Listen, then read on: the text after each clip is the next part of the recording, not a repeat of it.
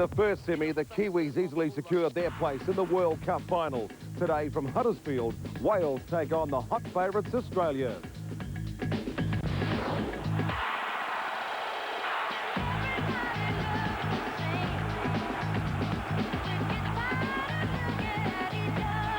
Yes, tonight from the Calpine Stadium in Huddersfield, home of the Huddersfield Giants. It's all set now for the second semi-final, Australia against Wales. I'm Clint Brown. Glad you could join us on 3 Sport for more of the best of the Rugby League World Cup. Well, New Zealand's performance in thrashing England by 49-6 was not only a record win for the Kiwis, it was also one of the best all-round team performances for many years. Some great defence, lots of confidence, and plenty of great ball skills. The big question now is, are they ready to take on the Kangaroos next week in the final at Old Trafford? Well, to get there is one thing, you know, and I always said that was our goal to get there, but now we're there, we're going to seriously worry about winning it. Oh, definitely, yeah. We, you know, we didn't come over here to come second. We come over here to win it, and that's what we want to do. Well, as you can see, McAlpine Stadium here in Huddersfield is a bit like North Harbour Stadium in Albany, except that it's actually got 4 grandstands and it's complete. It's finished. Ground conditions today, the players have just been checking it out. Absolutely superb. It's been fine and sunny all day. It's not even very cold tonight. Conditions are clear, just perfect for some open, fast-running rugby league. Now, they're expecting a crowd of only about 8,000 fans tonight because while the Welsh will play with plenty of passion and pride, this has basically been regarded by the locals as nothing more than a training run conquering Kangaroos. The big question will be, what sort of form are they in heading into that final next week against the Kiwis at Old Trafford? You've got the best seat in the house to sit back and enjoy the action on 3 Sport. Here's your commentators, Mike Stevenson and Eddie Hemmings. Let's take a check on the way the two teams line up. Beginning with the world champions, Darren Lockyer at fullback, Adam McDougall, Ryan Girdler, Matthew Gidley, Wendell Saylor, the three-quarter line, Brad Fittler's the skipper, alongside Brett Kimorley. The forwards, Shane Webke, Craig Gower, Michael Vella, Gorton Tallis, Brian Fletcher, Scott Hill. And the bench, Trent Barrett, Robbie Kearns, Ben Kennedy and Nathan Hindmarsh. And the coaches, Chris Anderson. So the Welsh, Justin Harris has moved back to fullback to try and protect that shoulder. He's the captain. Chris Smith, Chris Tassell, Jason Critchley, Anthony Sullivan, Lee Breers and Ian Watson. And the forwards, Anthony Farrell, Kieran Cunningham. A welcome back to rugby league for Paul Moriarty. Justin Morgan and Paul Heighton in the second row, and Chris Morley replaces the injured Jenkins at loose forward. And on the substitutes bench, Wes Davis, Paul Aitchison, John Devereux. A welcome back to the game to him as well, and David Luckwell. And Clive Griffiths is the Welsh coach. So it's Australia against Wales for the right to meet the New Zealanders at Old Trafford in the World Cup final next weekend. And a big night for Russell Smith, the English referee, because with those two nations, probably Australia and New Zealand being involved, it is a massive chance, Steve-O, for Russell Smith to secure his place in the middle at Old Trafford on Saturday. Sure is. He will be looking for a good game and an open game, and I think we will get that. Mainly due to the fact that the Australian three-quarter line, their captain, Brad Fittler, made it quite clear in the interview just before the kick-off that he's looking forward to playing in dry conditions. This will be the first time during this World Cup. So sit back and enjoy. Kieran Cunningham is underneath the kick, gives it to Paul Moriarty, and Paul Moriarty takes the first tackle of this World Cup semi-final against the green and gold of Australia. Yes, it's dry, it's a chilly night, but dry. There's a bit of wind blowing around the McAlpine Stadium, but for the first time in this tournament, the Australians find dry conditions, and that could really, really be ominous for the Welsh, particularly if Australia get on a roll early. That was a bit high from Webke. Sure was. The official had a good look at it. Russell Smith said it came off the shoulder first.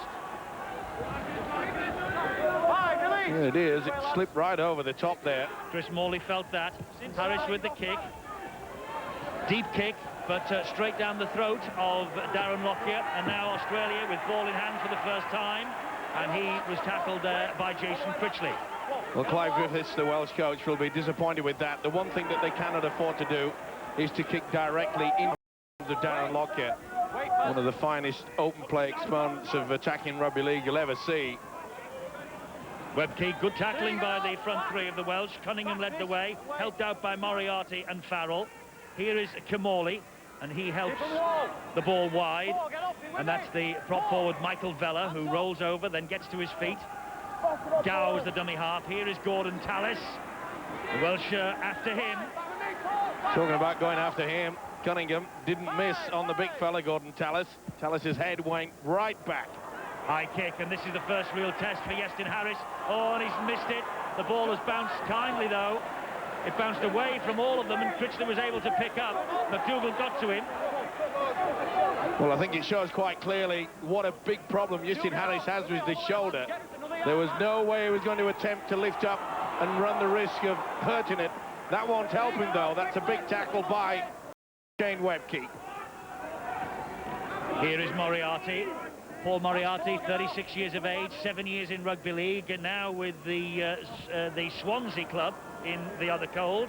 Hands up for 5, back with me. Big ask for him to come back so short notice, Eddie, Paul Moriarty. But Bags of enthusiasm, though. of course, as I say, this Welsh side, they will play with a lot of pride. Don't worry about that. You could see the chests lifting when the national anthem was being played. And they'll try to get into the face of the Australians. They'll try to upset them. Well, there are one or two reputations on the line. Obviously, Kieran Cunningham, he is a man who was a teenager in the last World Cup. That's a great run, though, forward. And Cunningham now regarded, by the way, as the best in the world in his chosen position. Here is his opposite number, Craig Gower. He gets the ball away and offloads it to Scott Hill. That's good tackling, though, by Chris Tassel. Great defence, but good work there by Craig Gower. Of course, he wants to show tonight. He wants to try to get himself to the World Cup final. Well, he is, and Chris Anderson, their coach, told us before the match that there are places up for grabs in the 17 for next weekend, providing they can overcome the Welsh. This is Iestyn Harris now. He has to pick it up in the in-goal area, and McDougall leading the chase. The Welsh skipper was trapped there, so it's a dropout coming up underneath his own posts. Be a big problem for Iestyn Harris and the Welsh tonight. It's a very deep in-goal area here, by the way. Clive Griffiths, the Welsh coach. Is there already a problem on that bench? But there is the in-goal area, Steve, much deeper than we see in Super League when the Huddersfield Giants are in town. Well, I was trying to just make that point because the Australian kicking game is quite superb. That was their first one, and it held up on that in-goal area. And when you look through their list, you know, Brad Fittler, Brett Camorley, they're fine exponents of the short and long kicking game. So Wales will have to be really up for it for tonight.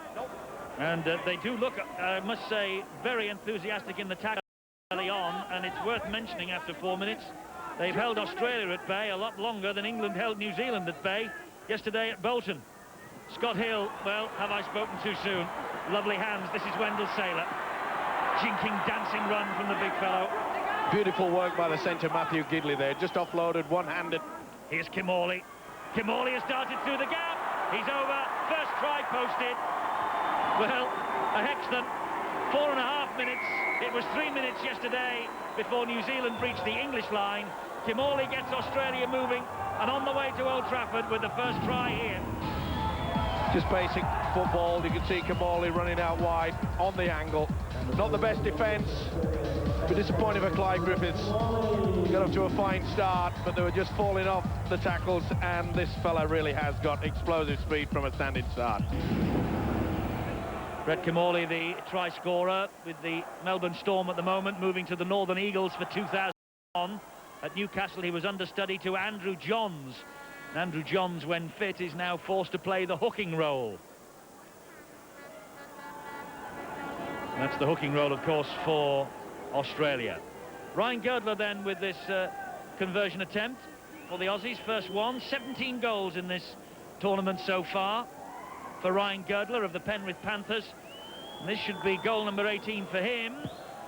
But he's hooked it the wrong side of the post. That is, for a kicker of this quality, a dreadful miss.